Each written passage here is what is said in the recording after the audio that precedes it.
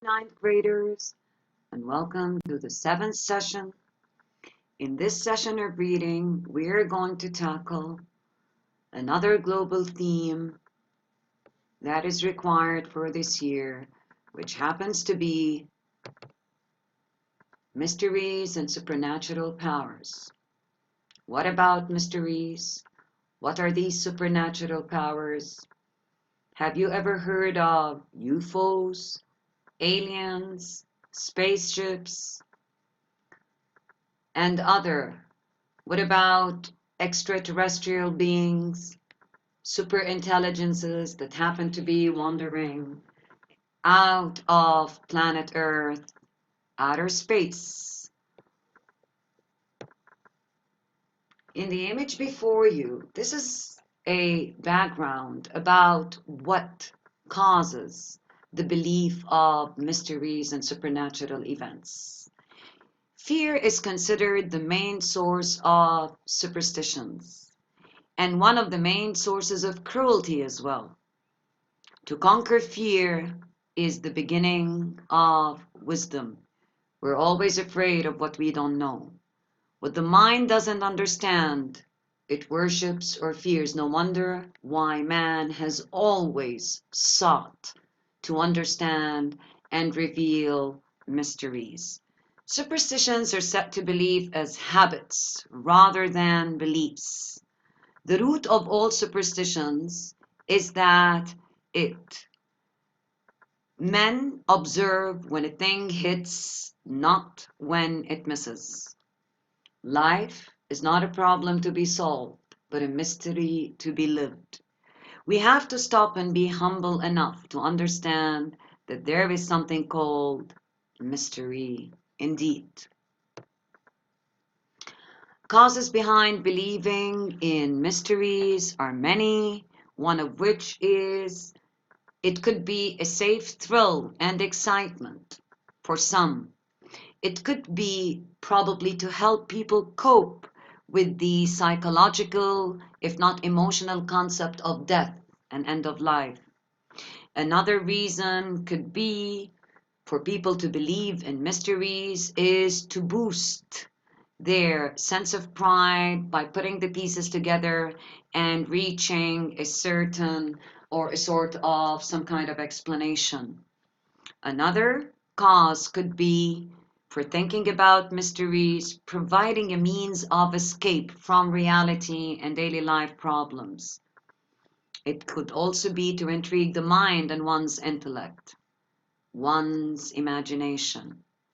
Here is a list of some superstitions I don't know if you're familiar with in your communities, in your families.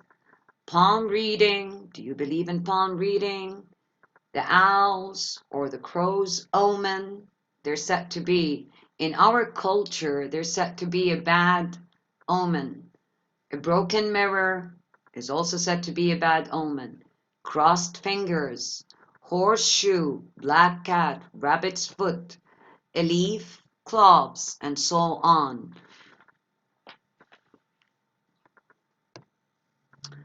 Superstitions as products of a person's mind or spiritual being. The mind looks for evidence. And regarding superstitions, definitely there is no rational or logical explanation behind. Then again, there is the power of reason. We think about things surrounding us. As an opinion, as a product of opinion, or a spiritual belief, it could be the result of inherited customs or common rituals. Now, after we discussed why people believe in mysteries, why do people believe in superstitions? Could it be a part of their cultural heritage? Could it be because they were taught to believe in them, so they end up growing up doing them or believing in them voluntarily?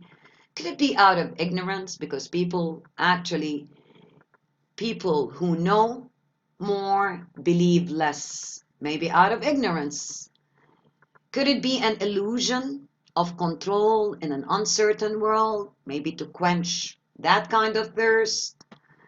And it might simply also be out of fear of the unknown or something that people don't seem to understand.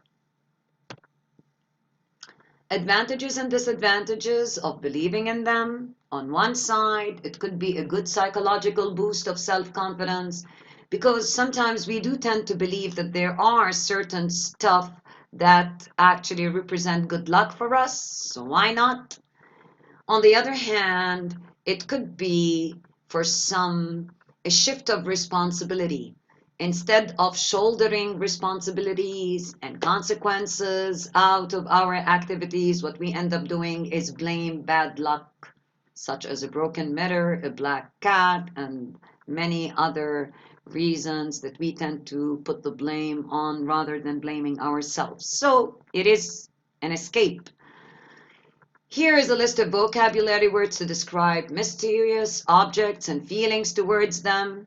Usually, the occurrence, if not the existence or the belief of aliens, UFOs, spaceships, extraterrestrial beings hovering in outer space, these occurrences or objects are said to be bizarre, strange, odd, weird, unfamiliar, sometimes extraordinary occurrences, spine tingling, bone chilling. So here are some adjectives you can use if you happen to be reading a text under supernatural powers, events, if not mysteries, and the feelings we get to have towards them as amazement or amazing, surprised, baffled, petrified, which is extremely terrified or scared of, nervous, horrified, and so on.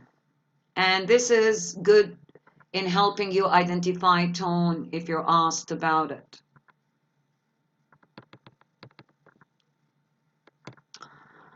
The text under study happens to be under lesson entitled Visitor from Outer Space. In the following text, the speaker reports an extraordinary event that he experienced on planet Earth. When you are through, answer the questions that follow. Before you read, here are some helping guidelines.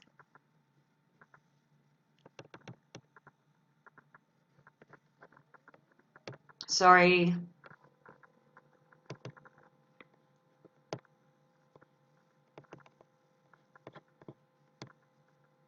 Here are some main ideas while reading the text. The speaker, as we said, reports an extraordinary event that and please give attention to he, experienced on planet Earth. Who do you think the speaker is? Who is the visitor from outer space? Is he the writer himself or an actual alien visiting Earth? This is what I would like you to think about, thus imply, while reading. The characters that you are going to encounter while reading, the alien, the visitor from outer space observing people on Earth, and young males and females attending a music concert. The visitor considering people creatures incapable of communicating with their brains and having no mental activity worthy of his attention. At least that's his viewpoint. 3 surprising comments the writer makes about people whom he considers or calls creatures. We call aliens creatures, and creatures happen to call or consider us. And aliens happen to consider people as creatures while observing them. First, having food intake. Apparatuses. What are apparatuses? A set of materials or equipment set for specific use. And by the way, we can also pronounce it as apparatuses. Having hair on people's heads, faces, and bodies, this seems to bewilder or surprise the visitor, wondering about how people communicate, the sounds they make through their food intake apparatus, not their brains. The visitor concluding that people communicate by making sounds coming from their food intake apparatus, not the brains. The writer wants you to think about how an alien views people after it has long been people imagining or viewing aliens, imagining how they look like, how they communicate, where they live, and whether they visit planet Earth or their existence is a mere myth, if not the product of our imagination. A writer's purpose and tone is his reason behind writing a text story or reporting an incident, which is sharing a main idea about a topic. Thus, a writer's main idea is directly related to his purpose. Here are some major general purposes that you're familiar with: inform, entertain, and persuade, with specific, actually, purposes that come under each that I would like you to read and give attention to. More about the tone, we already discussed that it is a writer's attitude. What is tone or attitude? The way a writer feels or thinks about a subject.